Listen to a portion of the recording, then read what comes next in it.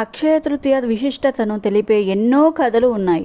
కానీ అందులో శ్రీకృష్ణుడు కుచేలుడి కథ అత్యంత ప్రాచుర్యం పొందింది. ఈ కథ అక్షయ తృతీయ రోజున దానం మరియు భక్తి యొక్క ప్రాముఖ్యతను తెలియజేస్తుంది. మరి ఈ కథ గురించి తెలుసుకుందామా? అయితే ఈ వీడియోని స్కిప్ చేయకుండా చూడండి.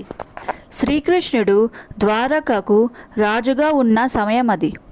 ఆయన చిన్ననాటి స్నేహితుడు కుచేలుడు శ్రీకృష్ణునికి పరమభక్తుడు, కానీ అత్యంత పేదరికంలో ఉండేవాడు.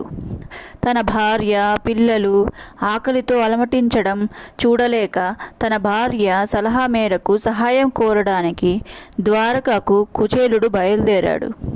ఖాళీ చేతులతో స్నేహితుడి దగ్గరికి వెళ్ళకూడదని భావించి ఇంట్లో ఏమీ లేకపోయినా పొరుగువారి దగ్గర అడిగి తెచ్చిన మూటెడు అటుకులను తీసుకెళ్ళాడు. ద్వారకకు చేరుకున్న కుచేలుడిని శ్రీకృష్ణుడు సాదరంగా ఆహ్వానిస్తాడు. తన సింహాసనంపై కూర్చోబెట్టి ఎంతో గౌరవిస్తాడు. కుచేలుడు శ్రీకృష్ణుడి వైభవాన్ని చూసి తాను తెచ్చిన పాత అటుకుల మూటను బయటకు తీయడానికి సిగ్గుపడతాడు. కానీ శ్రీకృష్ణుడు అది గమనించి, నా కోసం ఏం తెచ్చావు మిత్రమా అని బలవంతంగా ఆ మూటను తీసుకుంటాడు. ఎంతో ఇష్టంగా ఒక గుప్పెడు అటుకులు రుక్మిణితో కలిసి తింటాడు. విచిత్రం ఏంటంటే కుచేలుడు తన కష్టాల గురించి కృష్ణుడికి ఏమీ చెప్పక, కృష్ణుడు కూడా ఏమీ అడగడు. తిరిగి ఇంటికి వెళ్ళేటప్పుడు కూడా కుచేలుడు ఏమీ ఆశించకుండానే వెళ్తాడు. కానీ కుచేలుడు తన గ్రామానికి చేరుకునేసరికి అక్కడ తన పాత గుడిసె మాయమై పెద్ద రాజభవనం వెలిసి ఉంటుంది. తన భార్య పిల్లలు పట్టుబట్టలతో సంపదలతో కనిపిస్తారు.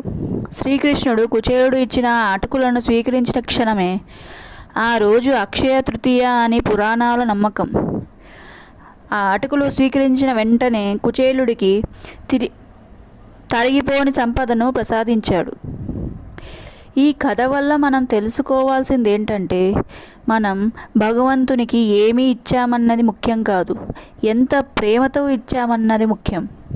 అక్షయ తృతీయ నాడు మనం చేసే చిన్న సహాయం లేదా దానం కూడా అనంతమైన ఫలితాలను తిరిగి ఇస్తుంది.